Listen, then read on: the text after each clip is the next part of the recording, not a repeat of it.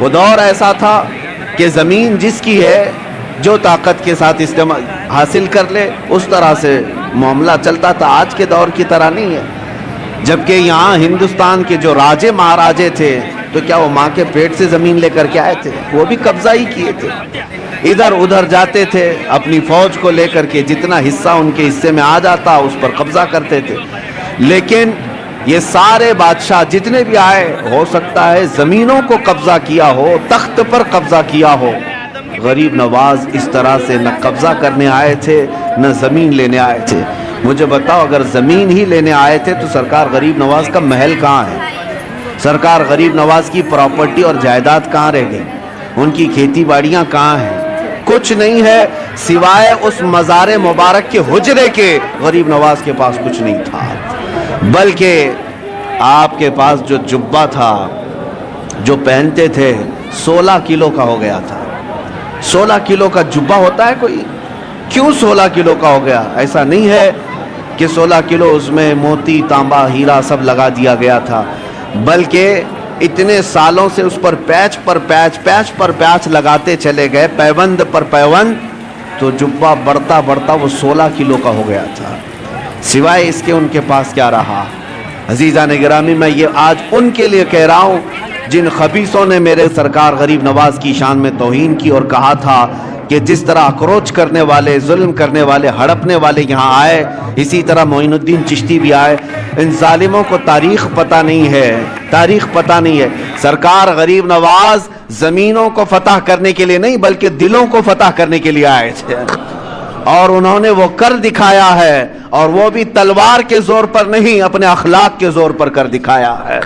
سلطان الہند غریب نواز رضی اللہ تعالیٰ عنہ اخلاق کیوں نہ ہو، کیوں نہ متاثر کریں؟ میں آپ کو بتاؤں، آپ کا ہر جمعرات کو روزہ ہوا کرتا تھا، ہر جمعرات آپ کا روزہ ہوا کرتا تھا، اور مریدین خانقاہ میں جو ہوتے، خلفاء شاگرد سب آپ کے ساتھ ہوتے. ایک بار ایسا ہوا کہ جمعرات کا دن ہی ہے، دوپہر کا وقت ہے، ایک فقیر آیا لاہور سے چل کر کے، بڑا دور کا سفر کر کے آیا، اور وہ درویش آیا غریب نواز سے ملاقات کیا اور مٹھائی لے کر کے آیا تھا سوغات تحفے کے طور پر، اور پیش کیا کہ حضور یہ میری طرف سے قبول فرما لیں، بڑی دور سے لایا ہوں. تو آپ نے ہدیہ قبول فرما لیا، چونکہ سنت ہے.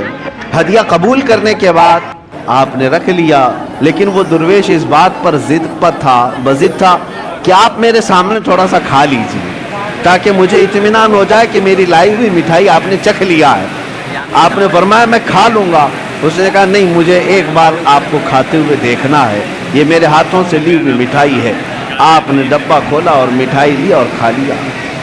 جمعرات کا دن ہے، یہ عام لوگوں کے روزے کی بات نہیں، سلطان الہند غریب نواز کے روزے کی بات. روزہ ہے یا نہیں ہے اب کس کو پتہ چلے.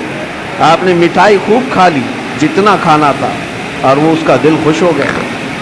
اس کے جانے کے بعد مریدین خلفاء پوچھنے لگے حضور کیا ماجرا ہے؟ برسوں سے تو یہ معمول ہے کہ جمعرات کا آپ کا روزہ ہوا کرتا ہے، آج روزہ تھے نہیں یا کیا ہے کہ آپ نے روزہ توڑ دیا اس مٹھائی کے لیے؟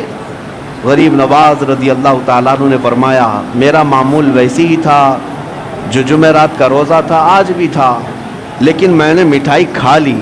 وجہ یہ ہے کہ روزے کی قضا ہو سکتی ہے، دل کے ٹوٹنے کی قضا کیسے ہو؟ اس کا دل اگر ٹوٹ جائے، میرا تو روزہ نفل تھا، فرض روزہ نہیں ہے، نفل روزہ ہے، ٹوٹے گا تو پھر میں قضا کر لوں گا.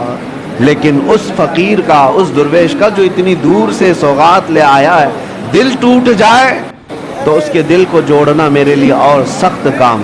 یہ وہ اخلاق تھے جنہوں نے پورے دلوں پر حکومت کی ہے، یہ وہ اخلاق تھے جنہوں نے پورے دلوں پر راج کیا ہے.